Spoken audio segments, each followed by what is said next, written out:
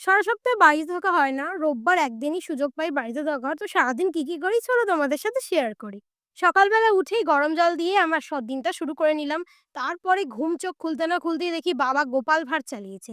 হ্যাঁ, গোপাল ভাঁড়টা আমার ভালো লাগে দেখতে, বাট বাবার একটু মনে হয় বেশিই ভালো লাগে। সবসময়ই দেখে। তারপরেই আমি ঘরে থাকা কিছু জিনিস দিয়ে, এটা আর বললাম না, এই রেসিপিটা বললে তোমরা হাসবে।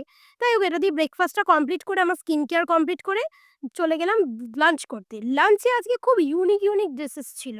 মানে পটল দিয়ে মা একটা কি করেছিল, তারপর ছিল একটা রায়তা আর ছানার ডালনা। তারপর খেয়ে নেওয়ার পর আমি একটু ভালো মেয়ের মতো সোনা মুখ করে একটু ফল খেয়ে নিয়েছিলাম। তারপর আর কি কাবুলিওয়ালা এই বইটা রবীন্দ্রনাথের পড়ছিলাম। তারপরেই আমার দিদি আজকে সন্ধ্যেবেলা চলে আসে। তার সাথে আসে জিজু। জিজু আমার খুবই ভালো, বাট দিদি আমার একটুখানি শয়তান দিদু বলছে, সরি। তো যাই হোক, ওদেরকে নিয়ে চলে যাই পিসির বাড়ি। দিয়ে ওখানে গিয়ে আমাদের ওখানে সন্ধ্যেবেলা একটু কুচকাচ খাওয়া-দাওয়াটা কমপ্লিট করি। দেন ওরা চলে আসে আবার আমার বাড়ি। দিয়ে বাড়িতে এসে আমাকে টাটা বলে আবার আমার বাড়ি থেকেও বাড়ি চলে যায়।